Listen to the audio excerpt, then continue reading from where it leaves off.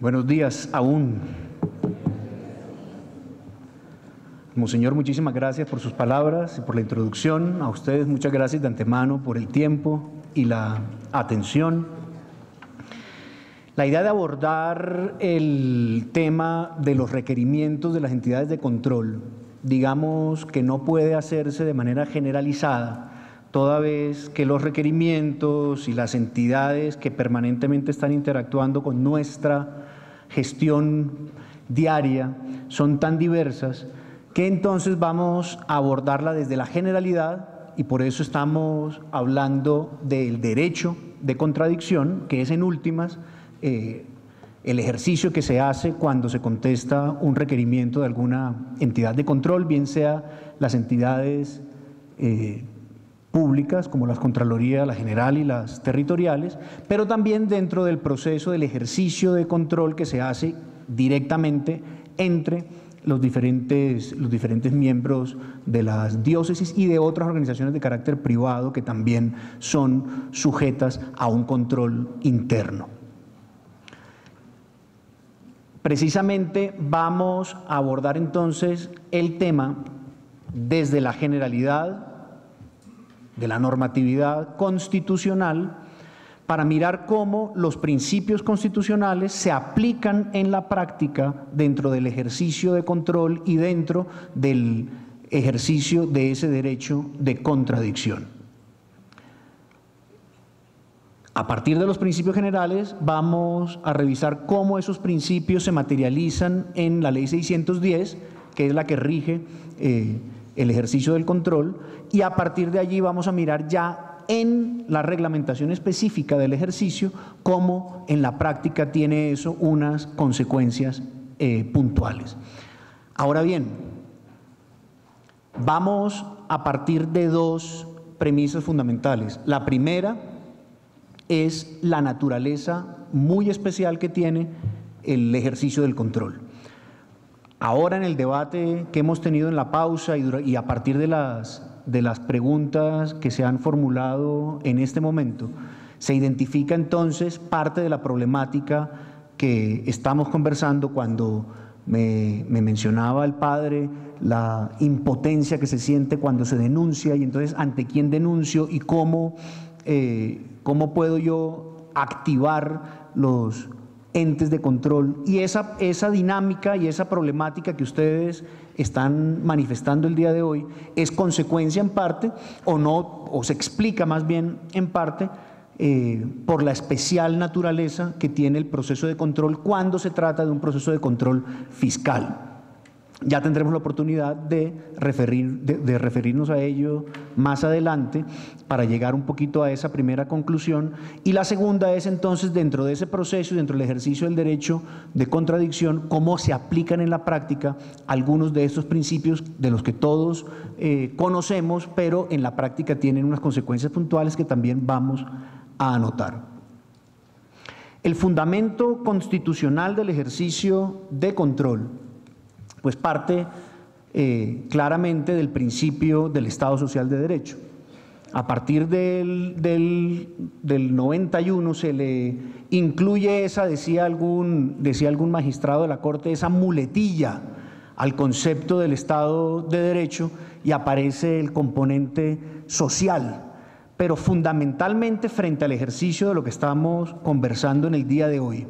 Esa característica de social está directamente relacionada con la finalidad de la administración pública, con la finalidad del servicio público, y haciendo énfasis en esa palabra, en el servicio público. El fundamento pues arranca dentro de lo que se denomina la cláusula general de responsabilidad, que está contenida en el artículo 6 de la Constitución Política y que hace referencia fundamentalmente a que todo funcionario público está obligado a hacer todo aquello que se le ordena expresamente por la Constitución y la ley, pero solo aquello que se le ordena en la Constitución y la ley, hablando específicamente de las consecuencias de la cláusula general de responsabilidad, que son la extralimitación de funciones o el incumplimiento de sus funciones. Y está reforzada la cláusula general de responsabilidad por el contenido del artículo 124 de la Constitución Política, que hace ya referencia específica a la responsabilidad del servicio público, que es lo que amarra el concepto del Estado social cuando hace referencia a que la actividad pública no es, como comentábamos ahora en la pausa, un derecho que yo me gané, sino que es una función social que yo vengo a cumplir como alcalde, como gobernador o como una persona particular que presta una función pública. Y sumado a lo anterior, ya en el artículo 267 de la Constitución Política se habla específicamente del ejercicio del control de los recursos públicos, y el 268, creo que el numeral quinto, le asigna la función de la vigilancia de esos recursos específicamente al Contralor General de la República. Y habla también el 267 y el 268 de las Contralorías, en plural, haciendo referencia a la diferencia que existe entre la Contraloría General de la República y las Contralorías territoriales, que son con las que ustedes muchos tienen que lidiar. Mucho se ha debatido sobre la naturaleza de las Contralorías territoriales y sobre si debiera existir un solo ente de control a nivel nacional, eliminando esas Contralorías territoriales que, por limitarse en su ejercicio a la sección territorial a la que pertenecen, pareciera que en algunos casos podrían estar empañadas por la actividad política, producto también de la forma en que son elegidos los contralores departamentales y los contralores municipales, y ese es un tema de debate, porque claramente iría una solución distinta en contra del principio de la autonomía territorial, que también es principio fundamental de nuestro Estado social de derecho. Ese es un tema que sigue siendo de debate, pero en principio la pluralidad, cuando la Constitución habla de contralorías, esa pluralidad, ustedes la conocen perfectamente, hace referencia a que los recursos, si son de la nación, pues son controlados por el Contralor General. Y si son del departamento, pues lo controla el Contralor Departamental, y si son del municipio, los controla el Contralor Departamental, el Contralor Municipal, lo que no significa que la Contraloría General de la República no pueda llegar en un ejercicio del poder desconcentrado a cualquier sección del territorio donde tenga que llegar, siempre que haya recursos de la nación que se estén ejecutando en un territorio determinado.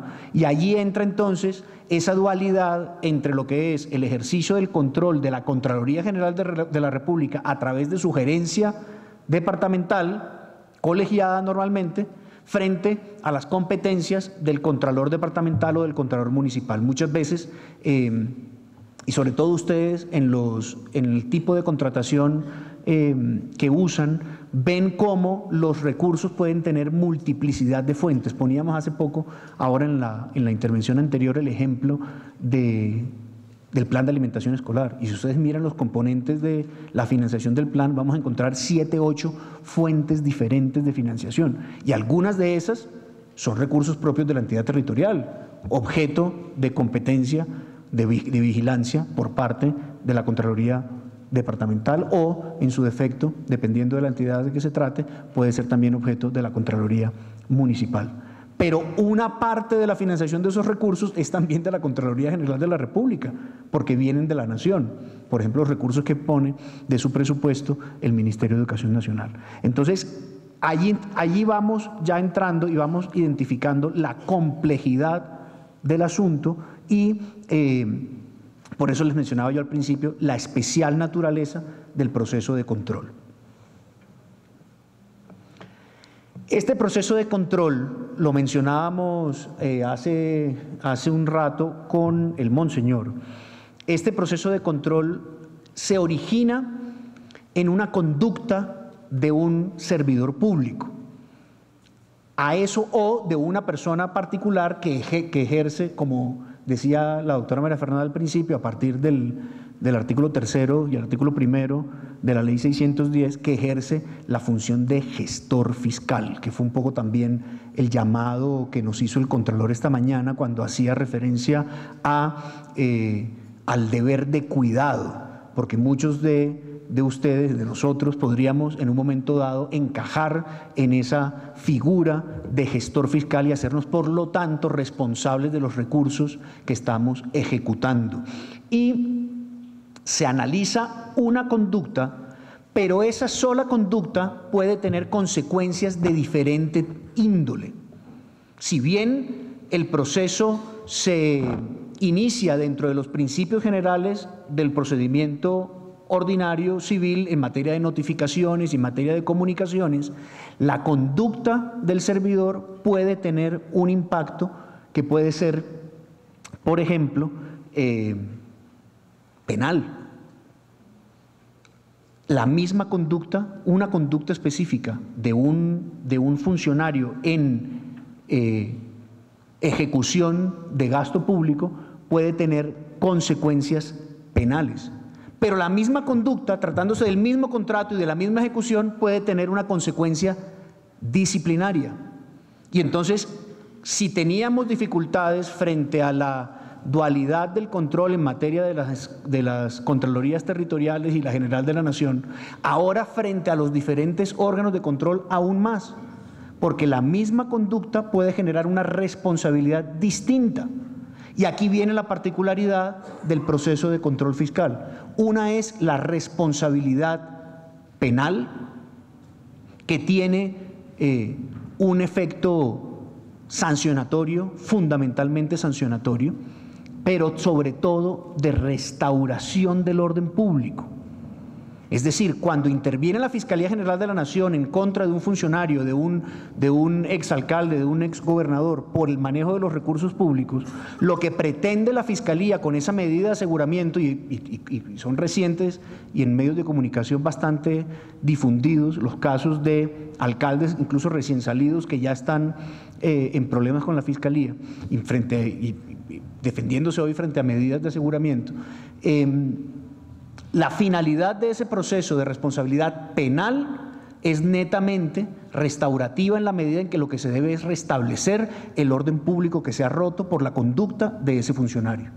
Entonces, allí hay una especie de responsabilidad muy particular. Mientras tanto, la responsabilidad disciplinaria tiene como función una sanción distinta, que es una sanción contra el funcionario, pero que tiene como finalidad apartarlo del ejercicio de la función pública. Usted cometió un error, pero tan grave en su ejercicio como funcionario público, ojo, insisto, también particulares en cumplimiento de función pública, que es necesario apartarlo a usted del ejercicio de la función por un periodo de tiempo determinado.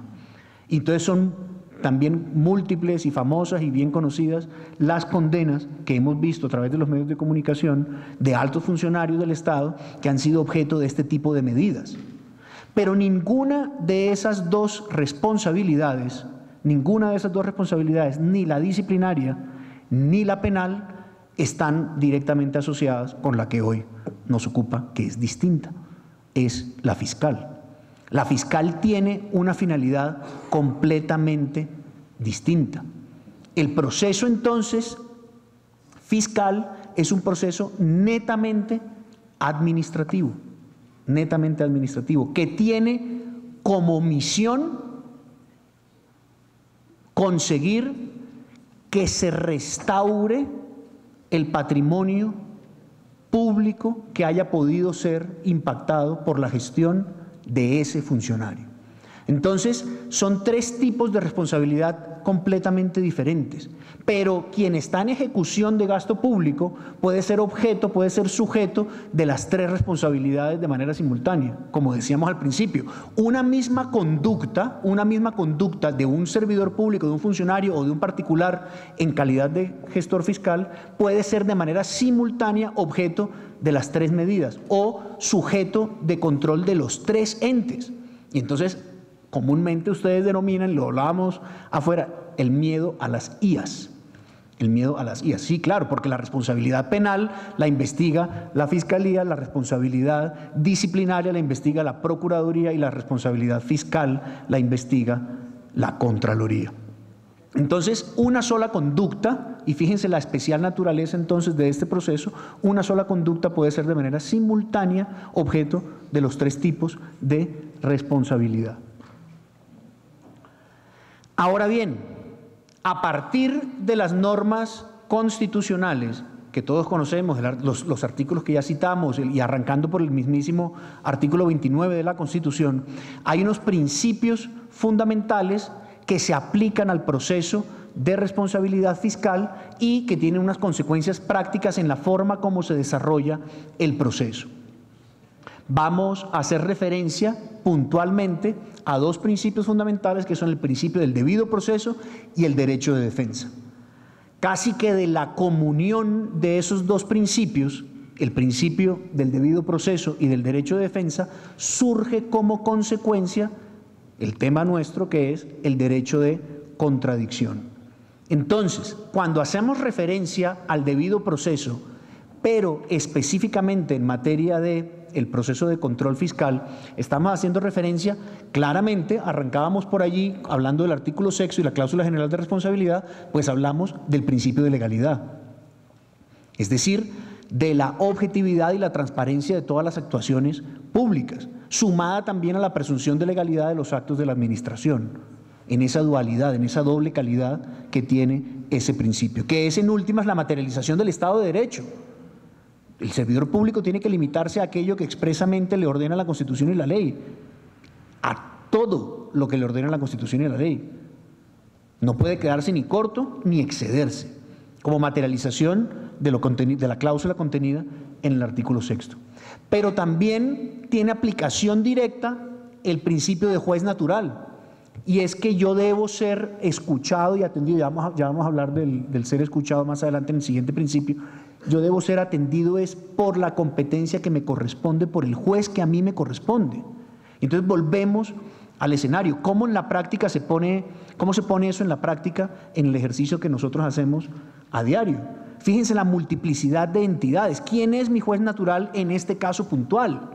Y poníamos un ejemplo concreto, creo que fue a partir de la pregunta del padre Carlos, que decía, es que eso no es competencia de la Contraloría, es que no hay contrato. Esa es una aplicación práctica del principio del juez natural. Aquí no hay gasto público, aquí no se ha ejecutado un centavo, todavía no ha habido una erogación y por lo tanto no es competencia de la Contraloría.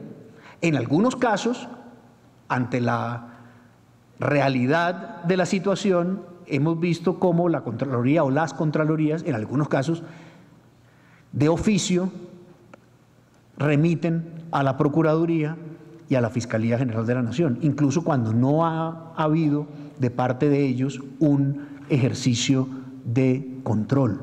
Porque, como vamos a ver más adelante, cuando sí hay ese ejercicio de control y efectivamente la Contraloría identifica que la conducta puede tener una consecuencia disciplinaria o en algunos casos una consecuencia penal, en ese caso la Contraloría sí está en la obligación y en el deber de darle traslado de esos conocimientos, de esas pruebas y de esas realidades que ha logrado demostrar, darle traslado a la Procuraduría y a la Fiscalía.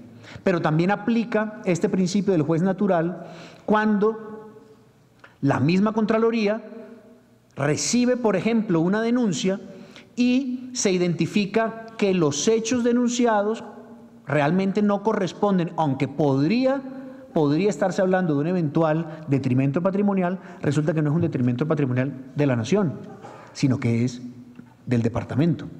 Entonces, ahí sí se toma la denuncia e inmediatamente, en aplicación del principio de juez natural, se le da traslado de la misma denuncia directamente a la Contraloría Territorial que tenga competencia sobre esos recursos. Y eso sí también lo hace, entonces, ahí sí de oficio, la Contraloría, porque ahí se identifica, existe un posible detrimento, se están denunciando hechos que podrían dar origen a una investigación preliminar, pero no es mi competencia. No es competencia, por ejemplo, de la Contraloría General de la República, independientemente de la cuantía, porque a veces llegan, y todos los conocemos en nuestros municipios, Hay contrataciones de una cuantía que uno diría, bueno, esto amerita que sea revisado por el mayor ente de control, no en cumplimiento del principio del juez natural. Ahora bien, eso no significa que no exista una figura que es de carácter excepcional y que algunos ya me la han estado comentando ahorita en la pausa, que es el control preferente, que comúnmente se conoce también como el control excepcional, y es la facultad que tiene la Contraloría General de la República para asumir la competencia de investigaciones que, en virtud del principio de juez natural, le corresponden a una Contraloría Territorial, pero que, atendiendo a la naturaleza del hecho, el impacto social que pueda tener, incluso también la cuantía, deben ser abocados por la Contraloría General de la República. Para mantener la autonomía, sin embargo, porque muchos dirán, bueno, entonces, ¿por qué el Contralor? Y ahora les pongo un ejemplo, ¿por qué el Contralor entonces no asume la competencia de este caso, que es tan importante para nosotros? Es que no puede. El control es de carácter excepcional, pero el control, para que pueda ser ejercido de manera preferente por la Contraloría General de la República, tiene que llegar una solicitud, por ejemplo, ¿de quién? ¿Del gobernador o del alcalde? Entonces, pregunto yo si será que el alcalde recién elegido o el gobernador recién elegido quiere entrar en controversia con su ente de control territorial, quitándole la competencia sobre un asunto que les corresponde para trasladarlo a la Contraloría General de la República. Es muy difícil. Incluso conversando con algunos, dicen, bueno, yo lo quiero hacer, pero se imagina lo que me sucede a mí si yo le hago la solicitud al doctor Maya para que me asuma este caso. ¿Qué va a pasar conmigo frente al... Yo tengo 4 años por delante, ¿cómo voy a funcionar yo de ahora en adelante con una Contraloría en contra mía porque yo estoy pidiendo el control? Pero hay otra forma también de acceder a él, que es a través de las veedurías ciudadanas, y allí ustedes juegan un papel muy importante. Ahorita hablábamos de cómo entonces conseguir medidas de esta, y hay una posibilidad que establece la ley, y es a través de una solicitud ciudadana, a través de las veedurías, cuando está acompañado por un número significativo de ciudadanos que dicen, necesitamos, por favor, que el control, en atención a unas particularidades específicas, porque no hay garantías. Y hablábamos también de que muchos de nuestros territorios tenemos situaciones de orden público que son inmanejables. Y entonces la misma entidad de control y la misma entidad territorial se ven abocadas a unas situaciones de orden público que ellos no pueden manejar, y que el ejercicio del control trae unas consecuencias que están ligadas a esos factores de orden público, y entonces vienen las amenazas, vienen los problemas, porque ya no se trata solamente de un asunto de corrupción, sino de la realidad de lo que sucede en nuestros territorios. En ese caso, la veeduría ciudadana puede solicitar que el control se haga desde el poder central, desde el nivel central, y en ese caso entonces aplica también. Y hay otra modalidad allí que también se ha usado.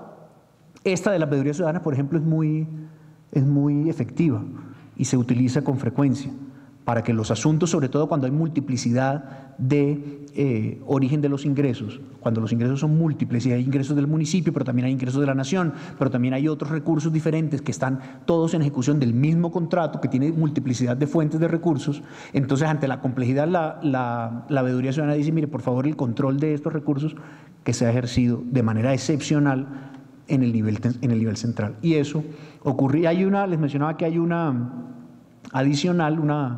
posibilidad adicional, y es la solicitud que se le haga al Congreso de la República. Es decir, como grupo significativo de ciudadanos, uno se dirige a una comisión constitucional permanente del Congreso para que, con las pruebas que se aporten, se le solicita a la comisión que sea la comisión la que solicite el ejercicio de control excepcional o preferente. Y entonces esa es otra modalidad, y muchos piensan que es un desgaste y que lidiar con el Congreso frente a la agenda legislativa tan compleja puede ser muy difícil, pero no, realmente esas solicitudes se les da trámite, y cuando están bien soportadas y bien documentadas, hemos recibido también solicitudes del Congreso de la República a partir de una comisión. Basta con que sea una, no tiene que ser la plenaria, una comisión constitucional permanente cualquiera que aboque el tema y que conozca y vea las pruebas y diga, oiga, sí, eso es mejor que sea objeto de estudio del nivel central.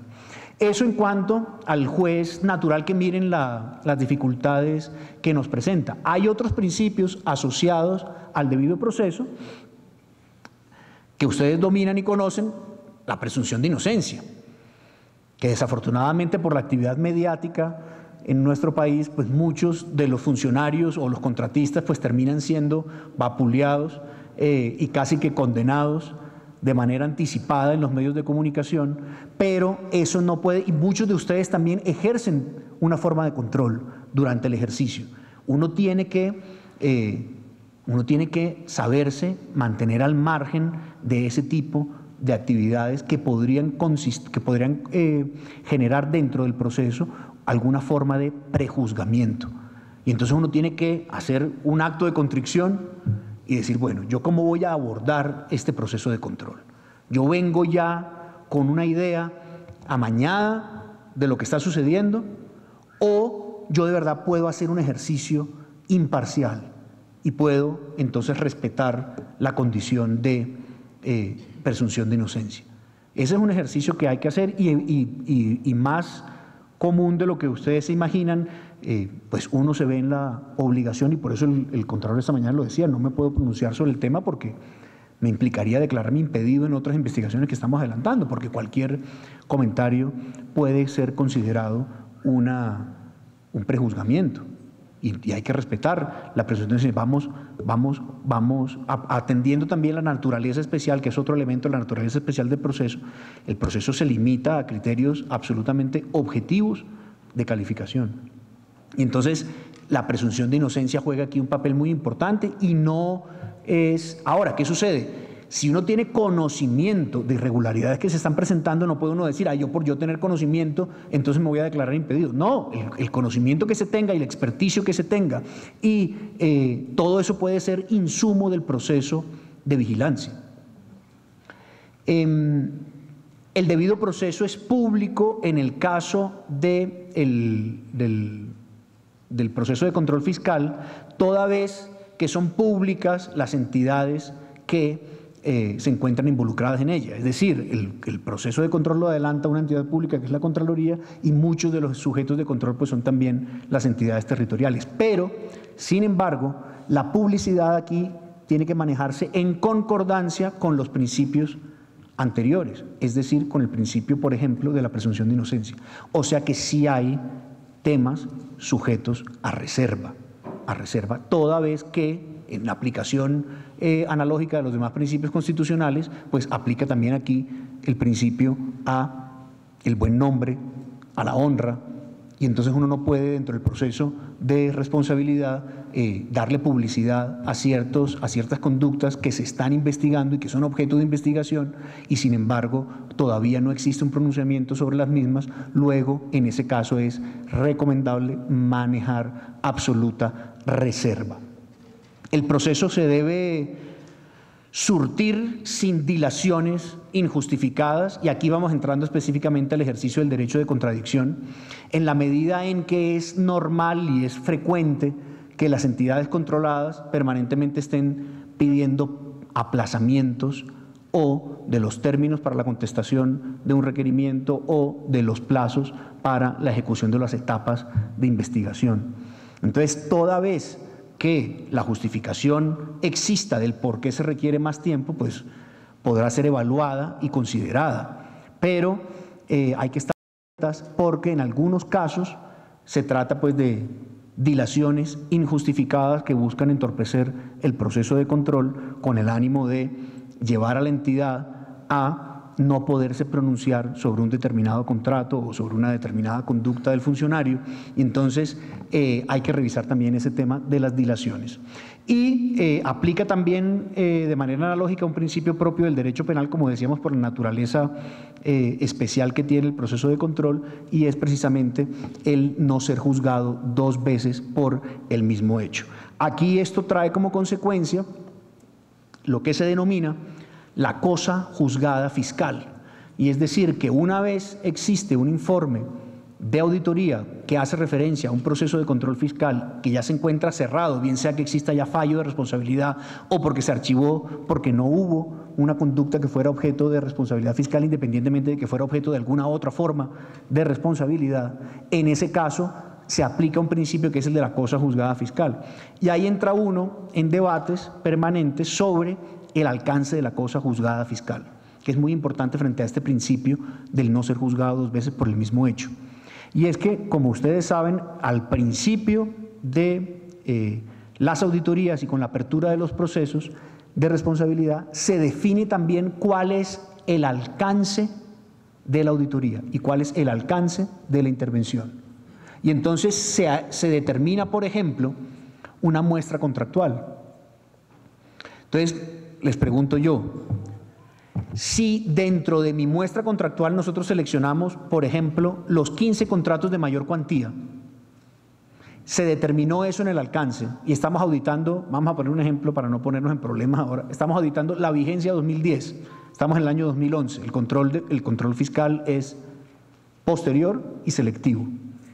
Nunca, que esa es otra característica de su naturaleza, a diferencia del control disciplinario o del control penal, el control fiscal es posterior, toda vez que a partir de la sentencia de la Corte Constitucional se eliminó la función de advertencia de la Contraloría. Cuando la Contraloría identificaba que el funcionario público podría estar cometiendo un error, le enviaba una comunicación advirtiéndole sobre el alcance de una contratación específica o la ausencia de una contratación determinada. La Corte interpretó que eso podría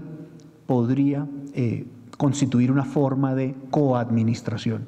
Y entonces se determinó que los demás principios sí seguían vigentes del control, es decir, el control es posterior, es decir, se auditan los recursos de vigencias ya cerradas, pero también es selectivo, es decir, dependiendo de la naturaleza del contrato, dependiendo de su cuantía, dependiendo de las especiales circunstancias de la sección territorial o del objeto de los contratos que se esté auditando, la Contraloría puede decidir el alcance de su control. Y entonces, les preguntaba yo, ¿será que si en una entidad territorial determinada donde se está haciendo el ejercicio del control, nosotros seleccionamos, por ejemplo, a partir de la cuantía, los 15 contratos de mayor cuantía, vigencia 2010, estamos haciendo el ejercicio en el año 2011 y se cierra ese ejercicio de control de una u otra forma, es decir, con responsabilidad o sin responsabilidad, pero más adelante llega una denuncia sobre un contrato distinto a los 15 seleccionados, pero que hace parte de la misma vigencia. ¿Estamos juzgando dos veces los mismos hechos? No, porque es que los alcaldes dicen que sí. No, es que la vigencia ya fue auditada. La vigencia ya fue auditada y existe un informe sobre la auditoría de gestión integral que se hizo en la entidad territorial y ya esto hace parte de la cosa juzgada fiscal. Entonces, yo estoy de acuerdo con ustedes, pero eso es un tema de debate actual, porque entonces, ¿cuál es el alcance de la auditoría? Entonces, yo comparto su posición en la medida en que hace parte de cosa juzgada fiscal todo aquello sobre lo que la entidad de control se haya pronunciado e incluso dándole mayor alcance todo aquello que haya sido contenido dentro del objeto del alcance del proceso de control. Es decir, al inicio del proceso de control se determina cuál va a ser el alcance y se determina el número de contratos y los contratos que se van a auditar e incluso las actividades distintas a lo contractual que también, por ejemplo, en materia de gestión, que también se van a revisar. Y puede que yo no me pronuncie sobre una de ellas porque no encontré mérito para pronunciarme, pero yo sí lo incluí en el alcance de la auditoría. Entonces no se limita únicamente el alcance del pronunciamiento, sino al objeto mismo del control. Pero no me pueden decir que un contrato que no hizo parte del alcance al inicio del proceso, sobre el que yo no me he pronunciado, sobre el que no se hizo ninguna referencia dentro del informe de control, como consecuencia, por ejemplo, de una denuncia, entonces yo no me puedo pronunciar sobre él como entidad de control. Yo creo que sí, pero pues eso es un tema de debate porque entonces uno no puede tampoco resolver con una respuesta general, sí se puede, es que el doctor Castro dijo que sí se podía. No, cada caso hay que revisarlo puntualmente uno a uno y mirar si hubo o no hubo revisión, si hubo o no hubo pronunciamiento. ¿Había una pregunta o no?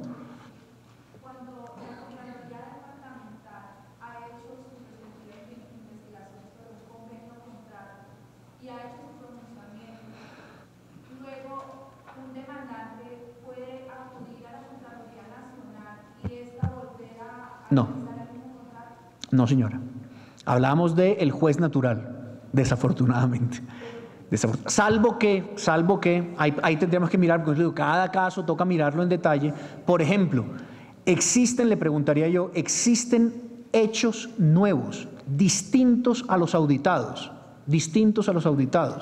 que son puestos en conocimiento ahora de manera posterior, porque en su momento durante el ejercicio de control no eran de conocimiento, no salieron a la luz pública en ese momento y que ameritan un ejercicio de control? Entonces, si la respuesta es sí, o por ejemplo, hay pruebas nuevas. Durante el ejercicio de control yo audité el contrato, pero no tenía las pruebas y a ellas he llegado en un momento posterior, yo puedo reaperturar ese expediente. Y la tercera condición es, resulta que yo identifico de manera posterior que durante el ejercicio de control se violó la ley y lo puedo demostrar. En esos casos yo podría reaperturar, pero volvemos al principio anterior, juez natural. En principio, partimos de la base, siguen siendo recursos de la gobernación, luego el juez natural es el contralor o la contralora departamental. Sin embargo, eso no es óbice para que mediante alguna de las modalidades que explicamos se pueda acudir a la solicitud de control preferente o control excepcional. Entonces ahí tendríamos un caso particular donde se sumarían ambas circunstancias y volvíamos ratificando un poco lo que habíamos dicho al principio, responde a la especial naturaleza del proceso de control, que son las características fundamentales que lo hacen tan distinto.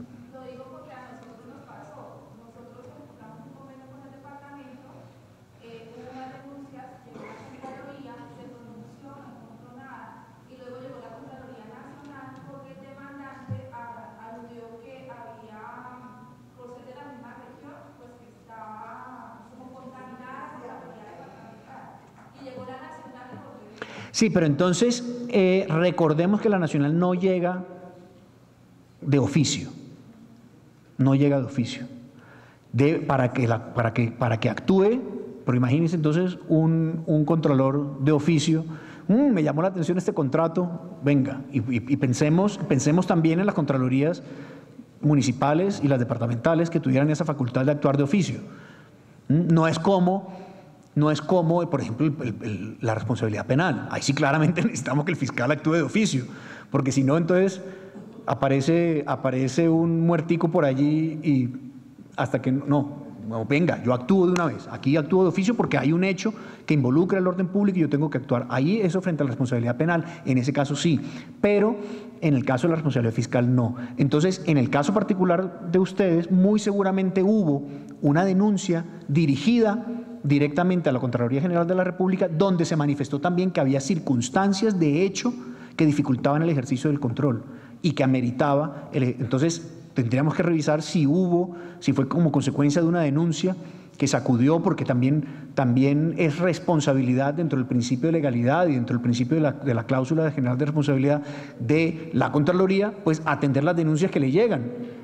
Si yo veo que hay una competencia específica, la remito a su juez natural, pero si yo veo que yo tengo competencia o que por la gravedad de los hechos denunciados, porque ya son, por ejemplo, asuntos de orden público, entonces yo voy y me dirijo y presento un informe y evalúo lo que se encontró. Entonces eso también es posible.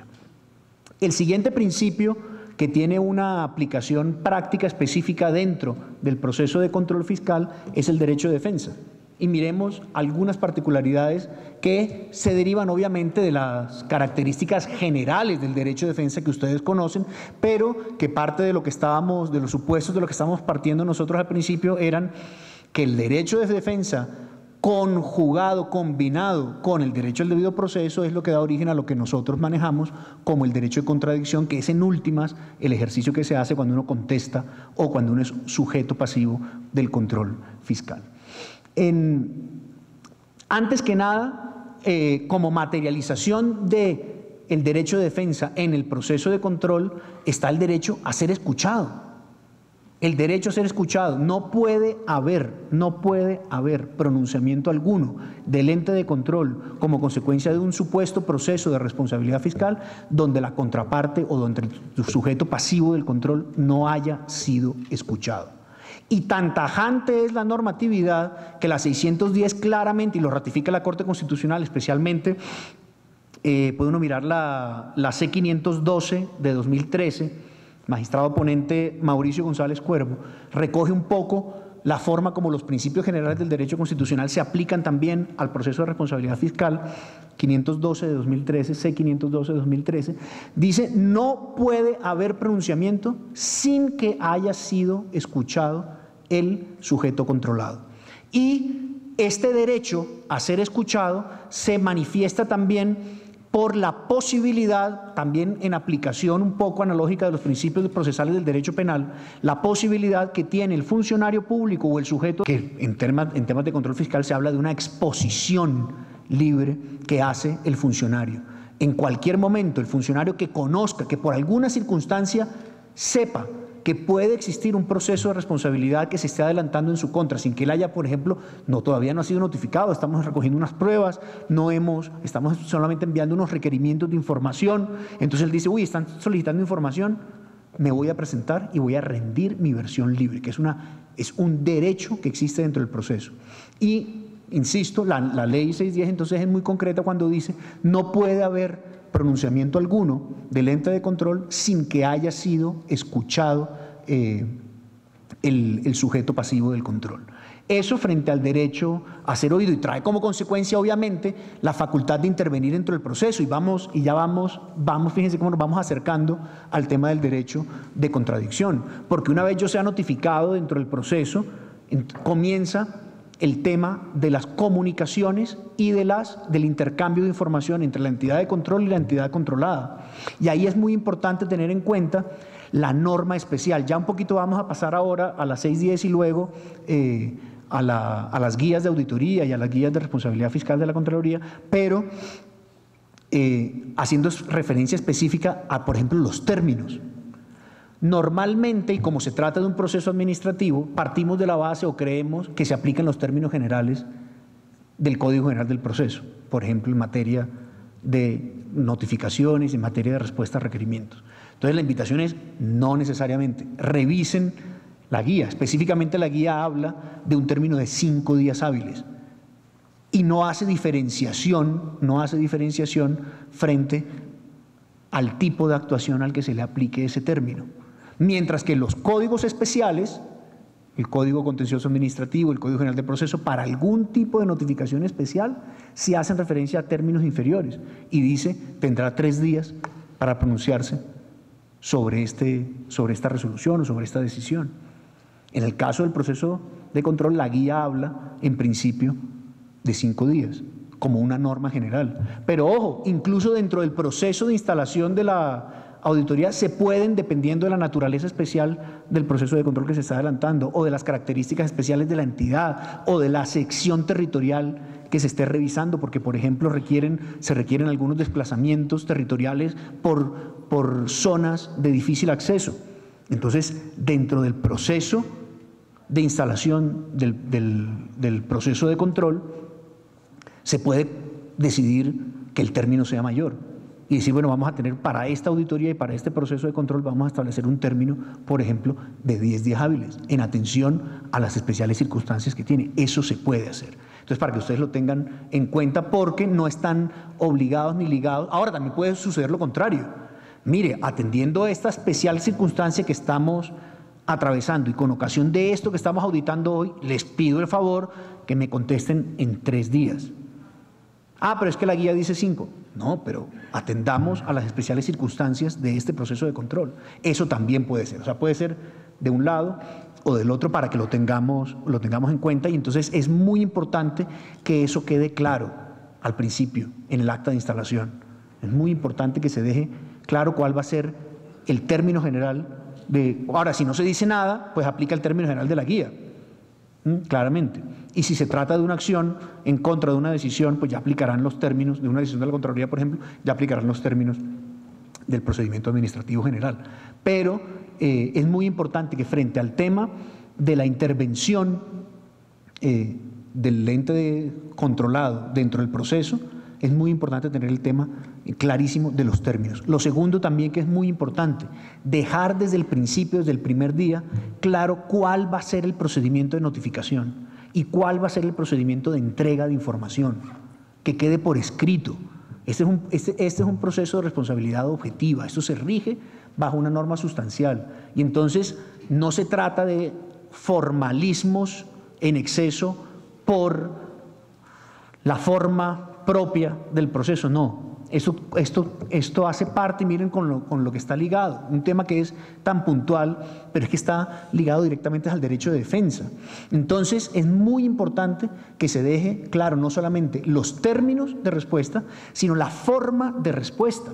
Y entonces se acuerda con la entidad, mire, las notificaciones se van a recibir en la oficina de correspondencia con el sello de radicado. Y cuando usted se vaya a pronunciar sobre este asunto dentro del término que ya hemos pactado, hágame el favor y me lo radica en esta oficina. O, por ejemplo, se puede establecer una cuenta de correo electrónico que se abra única y exclusivamente para ese proceso de notificación. Ahora, no se puede en todos los territorios. Algunos cuentan con la tecnología suficiente para hacerlo y mandar escaneados sus documentos, pero la realidad es que el proceso se tiene que adaptar a las especiales circunstancias del sujeto que se controla. Y entonces yo no puedo imponerle al sujeto controlado la notificación por correo electrónico, porque es que no, yo para poder consultar mi correo tengo que viajar a otra vereda o caminar no sé cuántos kilómetros para poder conectarme a una velocidad que no, y yo no puedo descargar allí los archivos que usted me manda grandísimos de la Contraloría con sus informes. Entonces, el proceso de notificación tiene que ser ajustado a la realidad de la entidad o del sujeto del control. Y eso, lo importante es, insisto entonces, la recomendación, que se pacte por escrito en el momento en que se instala la auditoría o que se instala la visita. Primero, los términos, cuáles van a ser los términos, y segundo, cuál va a ser el mecanismo que se va a adoptar para el manejo de las comunicaciones y cuándo se entenderá notificada la entidad o el sujeto pasivo del control de la eventual comunicación a la que se le esté dando curso. A partir de ese esquema, entonces, aparecen pues las figuras propias del derecho de defensa, como la posibilidad de interponer recursos y la posibilidad de presentar y controvertir pruebas. Las pruebas pueden haber sido tomadas dentro del proceso de control por la misma entidad de control. Y entonces yo descargué del SECOP el contrato y me fui a la base de datos del CIMAD y entonces miré el número de niños y entonces verifiqué con el COMPES la tipología aplicable y arranco mi proceso de control. Pero usted me llega y me dice, pero mire, es que yo estoy atendiendo más niños de los que aparecen en el CIMAD.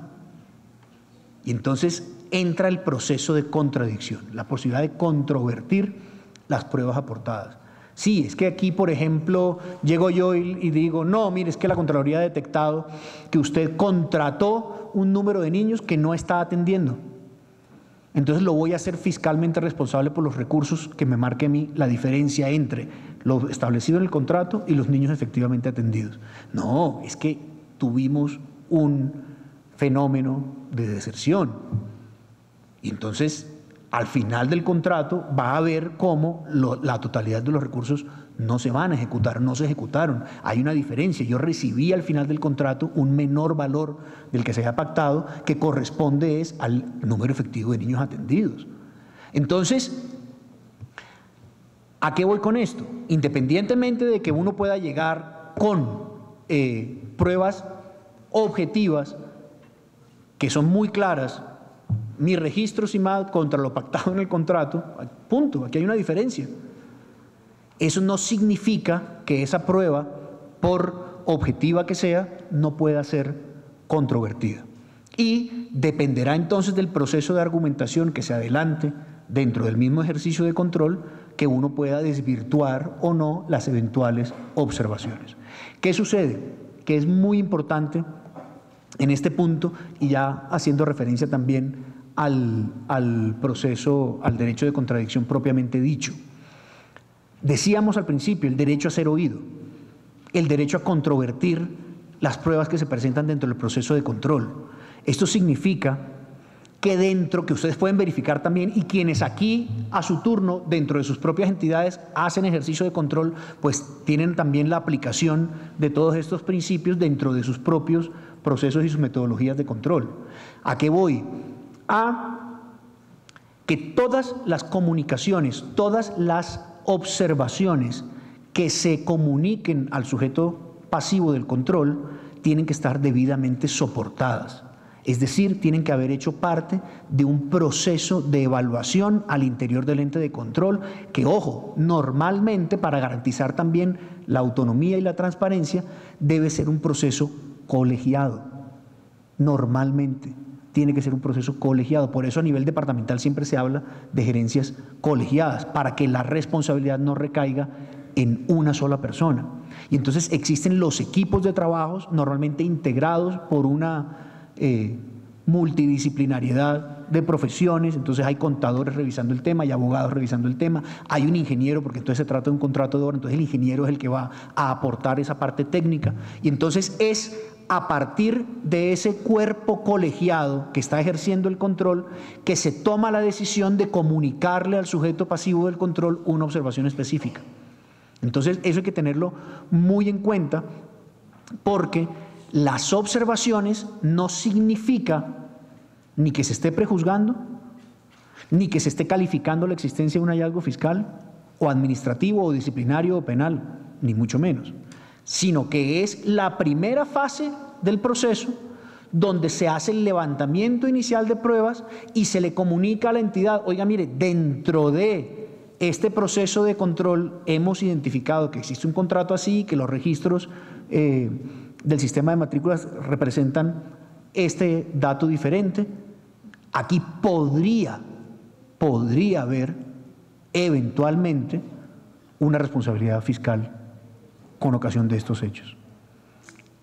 Esa comunicación que se hace cuando se observa ese punto no significa que a mí me estén calificando ya como fiscalmente responsable. Significa que yo tengo entonces, como consecuencia del proceso de contradicción y mi derecho de defensa y en aplicación del debido proceso, tengo la oportunidad de pronunciarme sobre esas observaciones. Ojo, y aportar también las pruebas necesarias que aquellas con las que yo cuente para desvirtuar esa comunicación. Es muy importante. Esta es solo la etapa inicial, porque a veces la entidad vigilada, digamos, cuando siente que una entidad como la Contraloría General o la departamental está haciendo una investigación, se siente juzgado ya. Dice: es que me están declarando.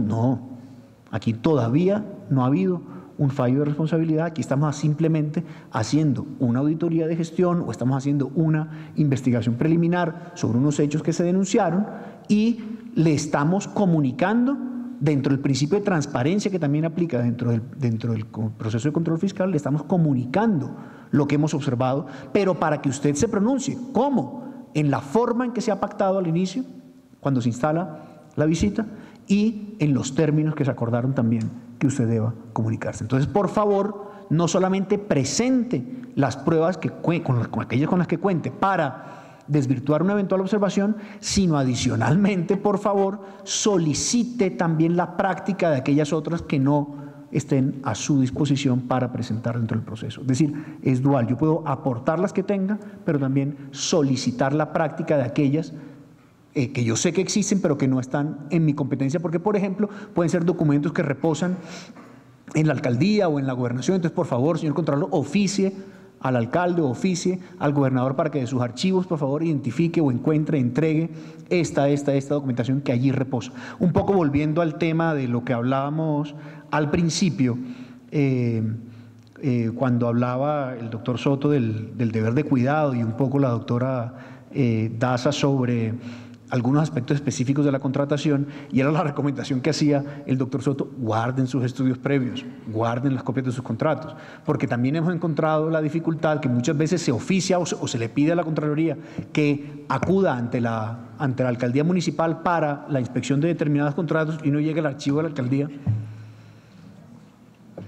No, doctor, qué pena, pero es que yo me acabo de posesionar y entonces apenas contratamos a la persona que va a manejar el archivo y no sabemos dónde está eso. Y resulta que esa prueba era una prueba que favorecía precisamente al sujeto pasivo del control. Entonces, como se trata de un proceso objetivo, el de control fiscal, que se atiene únicamente a lo efectivamente probado y a la norma sustancial, y entonces, ¿qué hacemos en ese caso? Pues no, se quedó sin probarse. Entonces, independientemente de la responsabilidad administrativa o disciplinaria que recaiga sobre ese funcionario que perdió el expediente o del alcalde que recién posesionado no denunció la ausencia de, porque también ese es otro punto, el alcalde no se puede lavar las manos diciendo, ah, no, es que yo me acabo de posesionar. Y dice, no, señores, si usted encontró una irregularidad, ¿cuál es su deber? Denuncie, como dijo ahorita el monseñor, no se quede callado, denuncie. Entonces, porque eso también, la ausencia de denuncia por parte del representante legal de la entidad territorial podría traducirse en una eventual responsabilidad administrativa y disciplinaria en su cabeza. Si no es que penal, porque entonces destruyeron los archivos, por algún motivo, por algún móvil extraño, no, se destruyeron los archivos. Entonces, lo importante para que el representante legal de la entidad territorial, llámese alcalde o llámese gobernador, no incurra en ese tipo de responsabilidad es llegar y decir, miren lo que encontré, y lo estoy denunciando. Un poco se hacía la crítica ahora en medios de comunicación de por qué el alcalde de Bogotá andaba con el espejo retrovisor prendido. Y no, es una forma jurídica también de él denunciar lo que está encontrando para no hacerse responsable, porque es que el representante legal de la entidad territorial es él, el que responde es él, punto. Entonces, si está el contrato, si no está el contrato, si está el presupuesto, si no está el presupuesto, él tiene que responder ahora. Entonces, una forma de liberarse o disminuir esa responsabilidad es precisamente denunciar lo que se encontró. Y entonces, pero de todas maneras, la recomendación que hacía el doctor Soto esta mañana es, por favor, conserven copia de toda la fase precontractual y de todos los documentos que hagan parte integral del contrato para evitar eventuales responsabilidades el día de mañana. Ahora bien, este es el marco del derecho de contradicción general a partir de los principios constitucionales que tienen también aplicación específica a partir de la Constitución en la Ley 610. Hablábamos puntualmente de principios constitucionales que tienen aplicación específica. Por ejemplo, los fines esenciales del Estado, el artículo 2 de la Constitución. Habla de los fines esenciales del Estado. Aquí estamos diciendo que en el ejercicio del control, la actividad de la rama administrativa, la actividad de la rama ejecutiva está ligada directamente a los fines esenciales del Estado. Es decir, es sujeto de control toda vez que está a través de su actividad cumpliendo un fin esencial. Es decir, la administración pública adquiere a partir del 91 esa especial condición que a algunos se les olvida de servicio público. Y específicamente ya en materia de control hablamos de principios como la autonomía, la razonabilidad y la proporcionalidad. ¿Cómo aplicamos esos principios de manera concreta dentro del control fiscal? Yo no puedo, como entidad de control o como entidad que ejerce para aquellos que ejerzan el control, pedir más de lo que puedo pedir o esperar de la entidad controlada aquello que ella no, por sus competencias, no puede proveer. Yo tengo que ser razonable en el ejercicio del control, acudiendo a criterios objetivos. Y ahí veníamos al tema del 1851 y del nuevo proyecto de ley para el plan de alimentación escolar, etcétera. Lo que se busca es llegar a criterios objetivos que permitan la aplicación, pero que en el ejercicio práctico concreto del control se traducen en una forma específica del principio de proporcionalidad. La autonomía, ya hicimos referencia a la autonomía cuando hablábamos del juez natural y de cómo lo que se busca acá son los diferentes recursos que si tienen origen en la nación, pues serán competencia de un juez, pero que si tienen origen en el departamento o en el municipio, pues tendrán competencia en un juez distinto.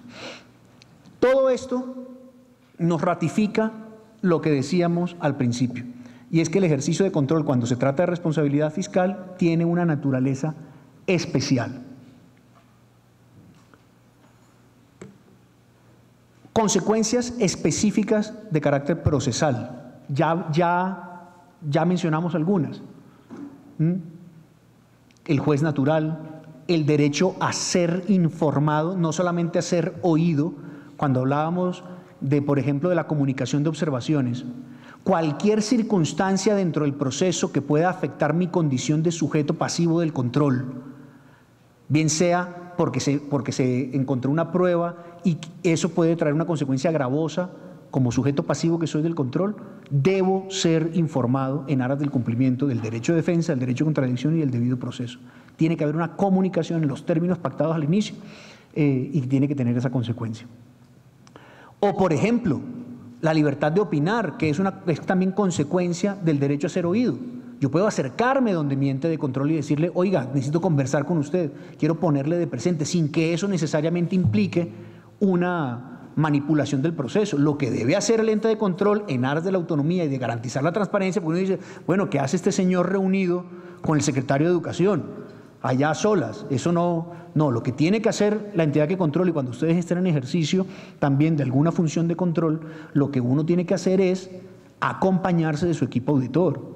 Entonces, bueno, venga, ¿quién es el responsable de este proceso? ¿Quiénes son los auditores que nos están acompañando? Vamos a reunirnos todos con esta entidad que es objeto de control, que quiere manifestar algo sobre el proceso que se está adelantando. Eso se puede hacer, pero entonces mi recomendación es háganlo siempre en cumplimiento del principio de colegiatura, nunca a solas. Las decisiones no se toman de manera individual. No puede un auditor, ustedes en ejercicio de funciones de control o ustedes como sujetos pasivos del control y un auditor de manera autónoma decir, mire, es que eso es así y aquí hay responsabilidad por esto. No, perdón, eso me imagino que usted lo va a someter a una mesa de trabajo, a un comité, donde entre todos se va a debatir a ver qué categoría y qué incidencia se le va a dar a ese hallazgo que usted identificó. Pero no es de manera unilateral que se califica la conducta.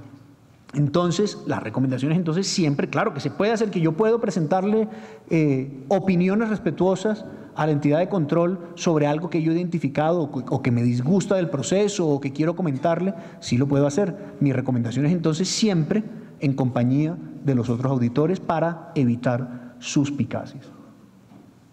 Conclusiones preliminares. El proceso de control es un proceso netamente administrativo.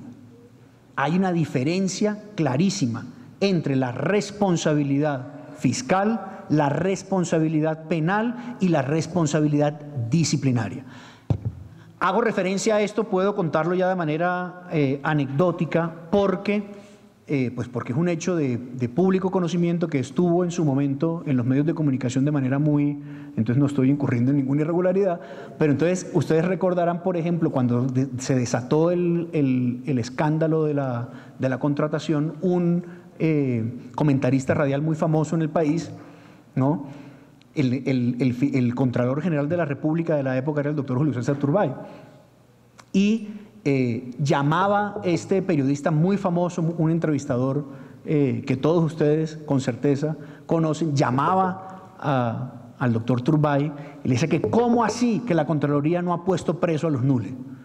Es que ¿qué está esperando la Contraloría para actuar?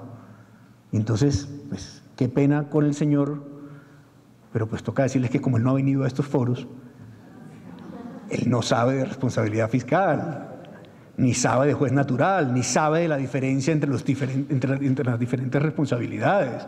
Entonces, qué pena, señor, decía el Contralor muy respetuoso con este personaje radial, le decía, mire, qué pena, pero es que esto no hace parte del alcance mío, ¿yo qué voy a poner preso a quién? Pero es que el colmo que la Contraloría ha estado tan pasiva. Segundo, ¿de quién eran los recursos?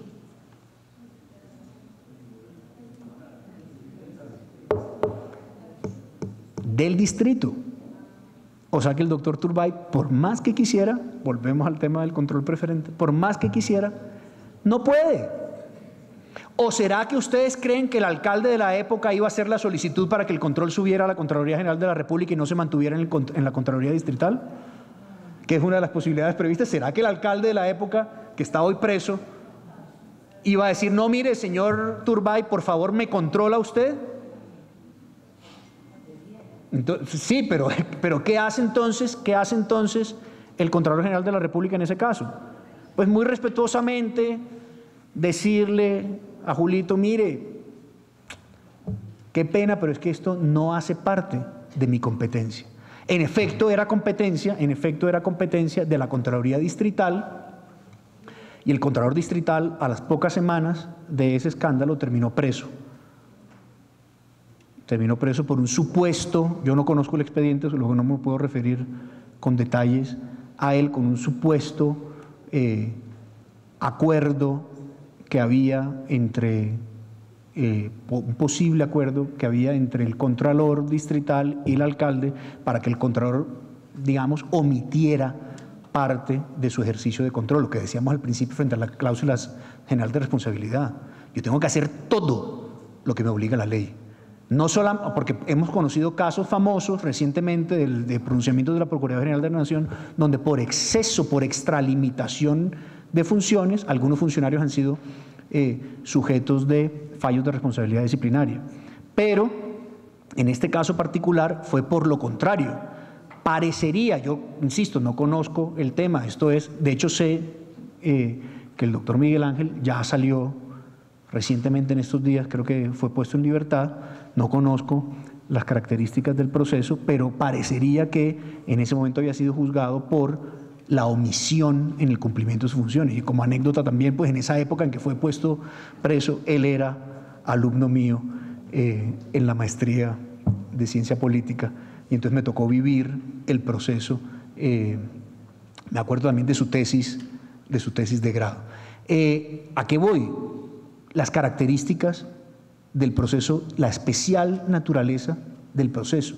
El proceso es un proceso administrativo que tiene incidencia de carácter fiscal, es decir, tiene como finalidad la recuperación de los recursos. Ojo con esto, no tiene una finalidad sancionatoria. No quiere decir que como consecuencia de un fallo de responsabilidad fiscal surja una sanción específica distinta a la recuperación de los recursos. El objeto del proceso es eliminar cualquier impacto al erario, cualquier eventual detrimento patrimonial al Estado que se haya identificado tiene que ser resarcido. Ese es el objeto del proceso. No es como quería Julito en ese momento, que saliera el Contralor Turbay a cazar contratistas con su lazo en la época de los vaqueros. No, no se puede. Es única y exclusivamente administrativa y la función del proceso es la recuperación de los recursos. Nada más. Por eso mencionaba también el delegado esta mañana temprano la facultad policiva que tiene la Contraloría General de la República cuando ya ha terminado el proceso y se ha identificado la responsabilidad fiscal de perseguir los bienes de los presuntos responsables, porque esa es una de las características más fuertes dentro del proceso de control y es la persecución de los bienes del presunto responsable. ¿Pero por qué se persiguen los bienes? Porque es la naturaleza del proceso, es resarcir el detrimento patrimonial. No es como sí lo es en el proceso disciplinario la facultad sancionatoria, la finalidad sancionatoria del proceso disciplinario. Y tampoco lo es, como sí lo es en el penal, la función restaurativa del proceso penal, que tiene como función restaurar el orden público.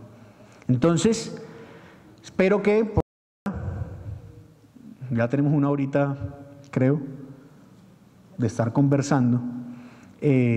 Entonces, he querido con esto dejar sentados cómo se aplican de manera específica los principios del derecho constitucional frente al debido proceso y el derecho de defensa, cómo se materializan en el ejercicio de la contradicción dentro de los procesos de control para que ustedes tengan en cuenta esas recomendaciones cuando bien sean sujetos pasivos del control o dentro de sus propias instituciones ejerzan también alguna forma de control, bien sea a nivel de supervisión o incluso de control fiscal mismo dentro de las competencias propias de ustedes. Muchísimas gracias.